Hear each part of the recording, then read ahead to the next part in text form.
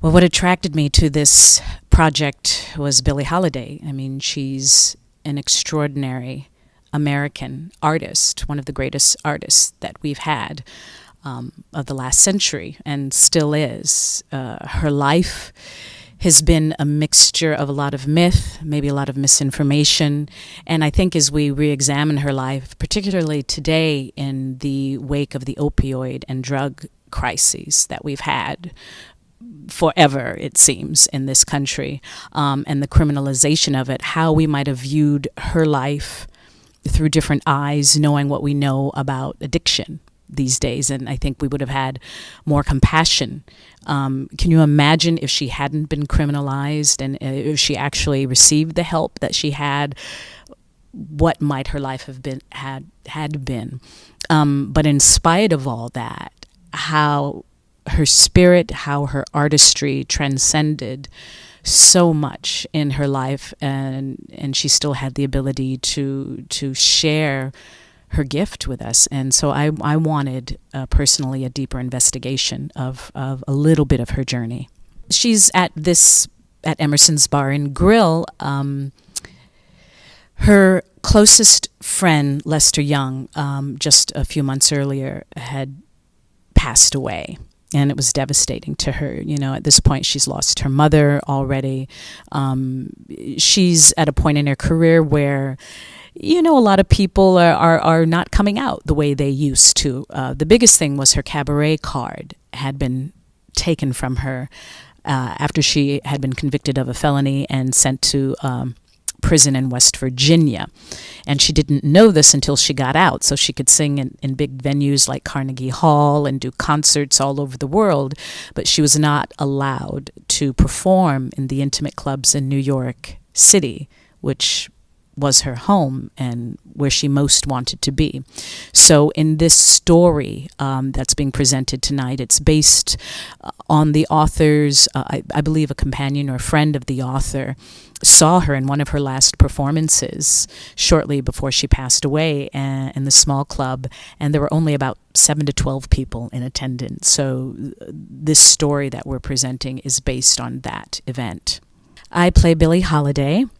The story takes place on an evening in March in Philadelphia at a little bar called Emerson's Bar and Grill, where in its heyday Billie performed to usually packed houses. In the story that we're presenting, this is one of the last performances of her life. She's 44 years of age. About 4 months from the date we're performing, Billie Holiday will be dead. So this is a point in her life where she is really fighting for her life, quite literally. The addiction, she does die of kidney failure and, other complications from long years of drug abuse. But she still wants to sing. In the play, there are lines the author has written, "Singing is living." To me, and it really was. It was her salvation. It was her way out. To me, when I hear Billie sing, it sounds someone's whose soul is just trying to transcend the physical limitations and pain and suffering of their own body, of their own physical existence, and in a way, it is so life affirming to me. Her voice. So that's the journey we're taking. And it's also a very intimate experience. I'm talking to audience members because to her, she, her public were her friends. She was a woman that loved to be loved and needed to be loved. So it's about conveying what's happening in her life in that moment and what she's trying to do. That's the story of the night. It's usually, I think, been treated as a musical, but it does, as Wren and I were discussing his particular vision for the piece, and it is a very intimate thing, and usually it can be done with a combo and very grand and very concert-esque. But what I loved about Wren's vision of the piece and his intuition was the intimacy of getting to more the feeling of one-on-one, that you're sitting down and you're actually having a conversation with Billie, and she's singing to you and with you, and it's bringing back these memories, and it's making you think of other things. So I really like that stripped away. It's just myself and Jimmy Powers, who's her companion at this time in her life. You know, she's estranged from her husband. She's lost many people in her life that she has been closest to. And so he's her support system at this moment. So it feels more like a play with music because she is a singer. So it's absolutely appropriate to tell the story of Billie Holiday's life. Pressure. You mean to live up to people's expectations? Sure, that could be it if I were focused on that. And initially when I got the part, and, you know, of course, seeing Audra McDonald perform and another dear friend of mine, Deidre Henry, who's performed it. I mean, they're both extraordinary artists and that I admire. But at the end of the day, it's Billie's story that's most important. And for me, it's how can I best be of service to honoring her story, because she's the star of the show, not me. Billie is the story that people have come to see and hear, and that's what they expect. So that my job is to give the most truthful representation that I can of and to honor and respect her history and legacy, and maybe hopefully dig for something that we didn't know about her, and to find compassion and empathy and hope even in her story. Some songs she didn't receive royalties for. She was paid maybe $75 for the session. And then I was reading her autobiography, and one friend said, you know, Billie, you should be making a fortune off of, I can't remember if it was Lover Man or another song that she had written. I just paid $10 for your album. She was only paid $75 for the recording. So if you think of the thousands, the hundreds of thousands, the millions of people who've bought, you know, she should have been a millionaire how many times over, and, you know, probably had 70 cents in her bank account, or $7, something like that. And she had a roll of money rolled up in her thigh in the hospital bed that was given to a friend of hers when she passed, about $750 from an article that she had sold to a magazine so she could have money, because she didn't have any money. The process of becoming Billie Holiday has been an extensive one. I've worked with 2 vocal coaches, one for music, Michael Scott Harris, who's been my vocal coach and helping me find placement and support and of finding her sound musically. And I also work with a wonderful dialect coach by the name of Denise Woods, and I met her when I was on the set of True Detective, and she's Mahershala Ali's personal dialect coach, and she also did the coaching for the Harriet Tubman film. So there were resources that she was able to use. Finding Billie's particular sound, she grew up in Philly, is her birthplace. And so there were things that were going on in the 1900s, the flu epidemic. There was also, her people came from, at least her daddy's mother, who lived with Billie when Billie was a child, was a slave from a plantation in Virginia.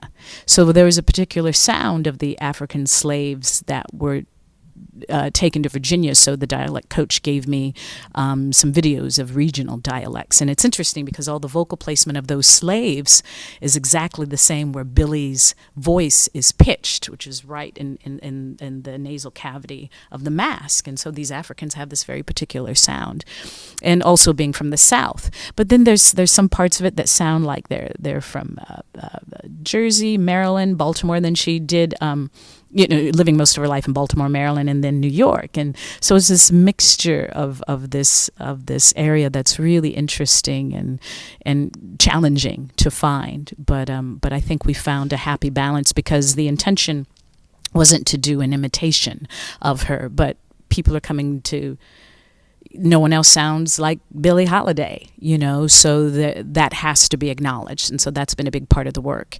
Also the research, watching documentaries, reading books, reading as much as I can about her. And thank God for YouTube, because there's a lot that's documented, fortunately, that we have preserved of her life and her music and her legacy.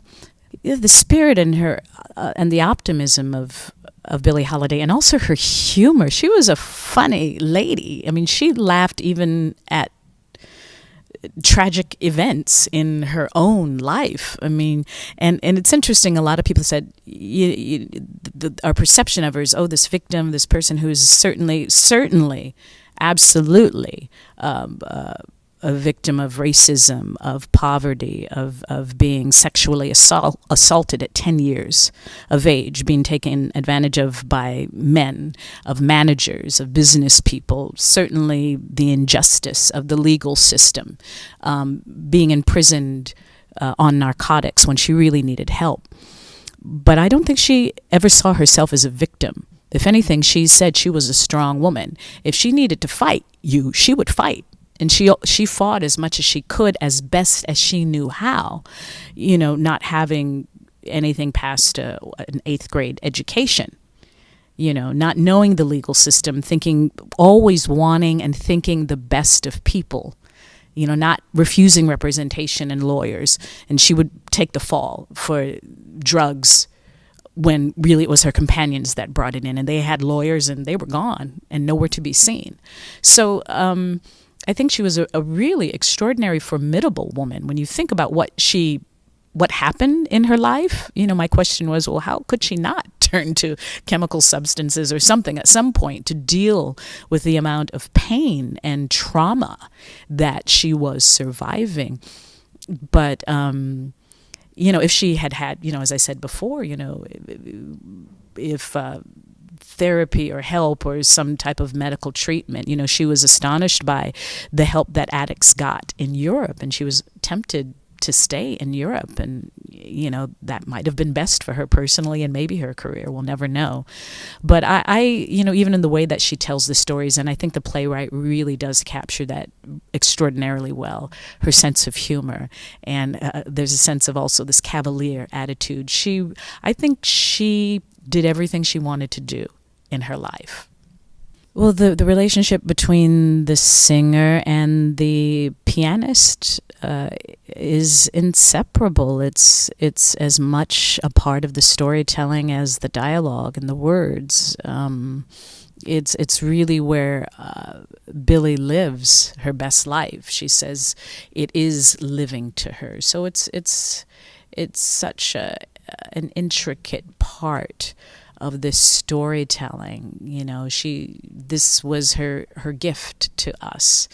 And also coming down to just having a pianist. Also, Wren is this walking receptacle of music history, even the style of playing and the way that there was a dialogue between the pianist and Billie. Listening to some recordings of Billie Holiday, she had this wonderful way of singing in the shorthand with her musician, where she and the musicians, she's singing in between the solos, especially the way that she and, for example, Lester Young, the tenor saxophone player, it was like the same voice, this breathing together, this heartbeat of music, if you will. It's a whole other energy and entity of itself, of its own, that you're co-creating with someone. So and that's wonderful, especially having the time to work with someone over a period of time. You begin to speak each other's language, and that's what's so much fun.